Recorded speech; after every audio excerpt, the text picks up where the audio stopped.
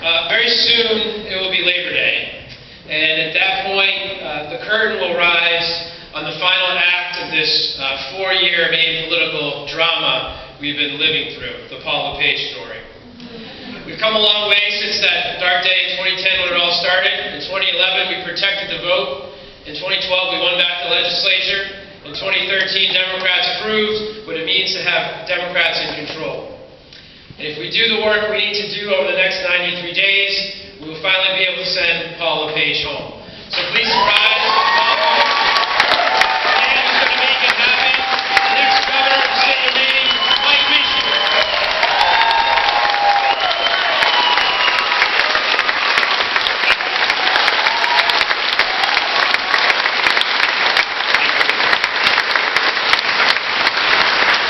Thank you very much. Very kind and very generous introduction. It's always great to be here at Muskie Lobster Bay. Emily, I know that you were very excited about going first, so you can say everything and everyone else have to repeat what you said in a different way. I just want to let you know that when you get elected, you will be a freshman member of the Maine delegation, and you're always going to go last. So enjoy it while you can.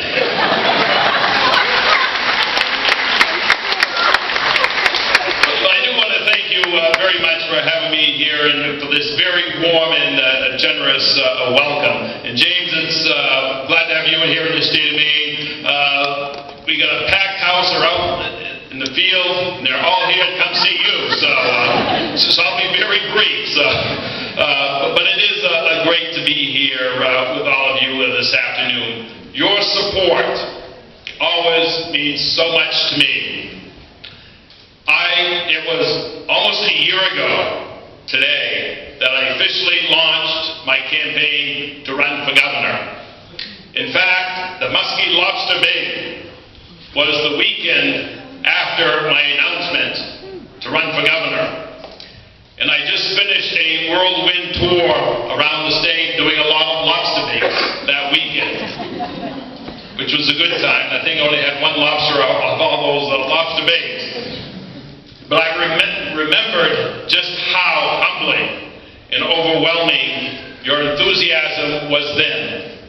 But I'm even more humbled and overwhelmed at how much it has grown over the year. I won my first campaign for office when I was only 24 years old. I did it by knocking on every door, talking to individuals, voters in my district. And I've done that for the last 16 elections, and I won every one.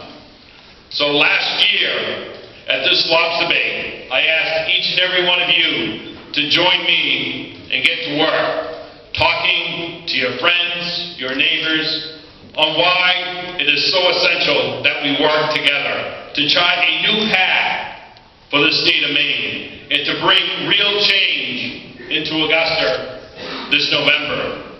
And every day since then, you've answered that call. You rolled up your sleeves and you got to work. You knocked on doors and you made telephone calls, and the results have been amazing. And thanks to the grassroots supporters like you here in this room, the incredible field program that the Maine Democratic Party has, we knocked on more than 60,000 doors since I first got into this race.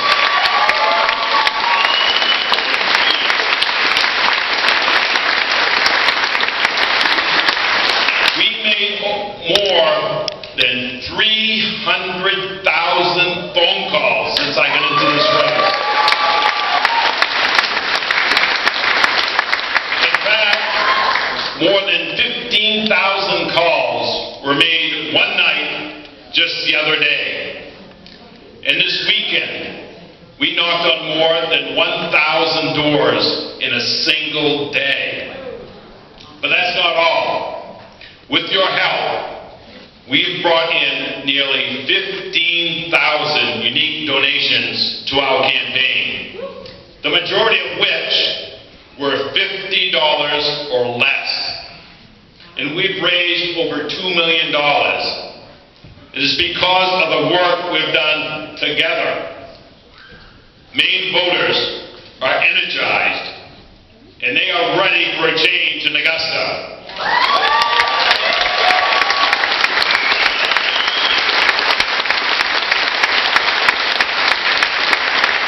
They are ready for real change, new ideas, a clean, clear vision that doesn't just reject the LePage way, only to go back to the old way, but instead chart a new course, a new path that will meet our challenges that are ahead of us.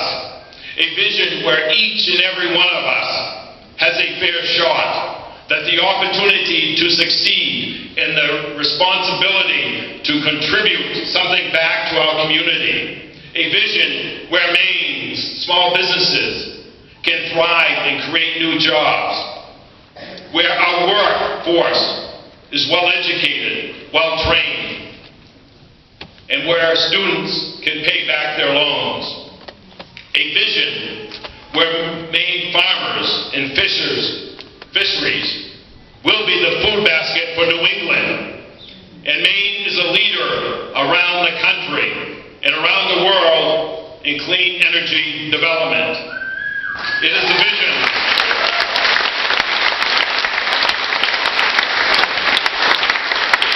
It is a vision where Maine communities are thriving, where more families can work their way into the middle class, and where more people have access to the health care that they need when they need it, where every student can get a quality public education in schools, and where the schools are adequately funded.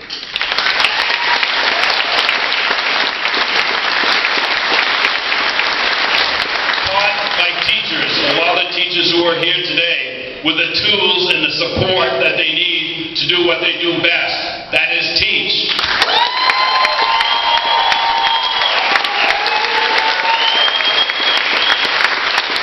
A vision where people are confident in and even proud of our leaders once again. That's our vision for the state of Maine. That's what we are fighting for in this election.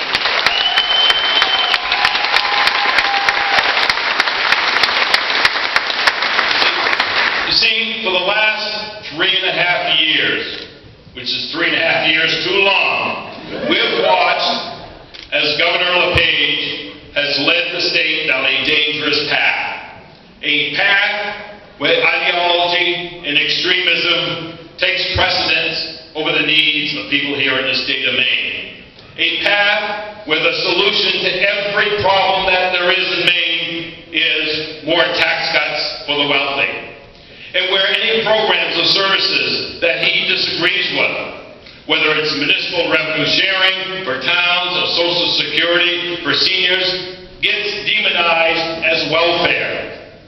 Well, this November, we've got a message for Governor LePage, making sure that Mainers who work full-time, don't live in poverty, is not welfare.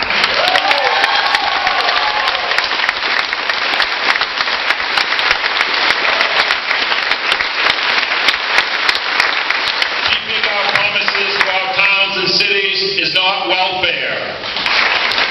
Funding our schools, paving our roads, protecting our workers aren't welfare. Providing health care to over 70,000 Mainers, of which 3,000 are veterans, isn't welfare. And Social Security and Medicare insurance aren't welfare either. You know, this week served as a stark reminder for me about why I am running for governor and why it is so important that we win this November. Congress can be, well, frustrating or dysfunctional as it is, but this week was one of the most gratifying weeks I've had in Congress in a long time. I'll tell you why. Is because, not for the reasons that Shelley talked about, that's for sure, but because we passed the most comprehensive, bipartisan VA reform bill that sets us on a path of finally giving our veterans the benefits and services they deserve after sacrificing for all of us for our freedom.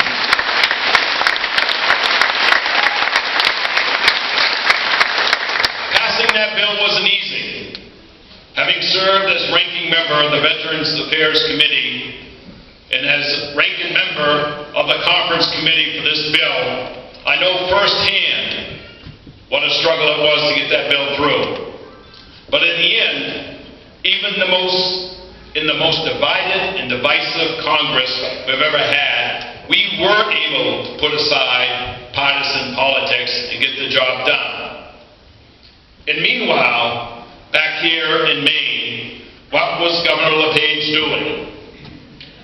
He was trying to score political points and wage attacks against me for a bipartisan veterans bill that even Speaker Boehner and Mitch McConnell had a good sense to compromise with the Democrats with.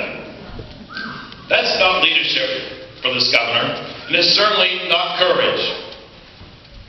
You see, this week was a reminder, a big reminder to me, that it's more than just our values and our visions that divide Governor LePage and me. It's also our temperament and our leadership style.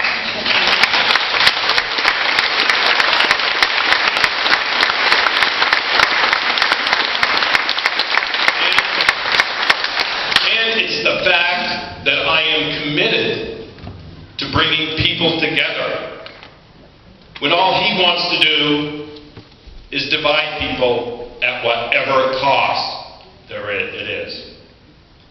So we now, as you heard, have less or 93 days to finish the hard work that we started last year. That's 93 days to knock on more doors, to make more phone calls than we did last year. And it's not going to be easy. Our work is going to be extremely hard. Our resolve will be tested in the next 93 days. And our values will be challenged as well. But we will boldly take on every challenge over the next 93 days. And I'm confident that together that we will win this election. We'll win this election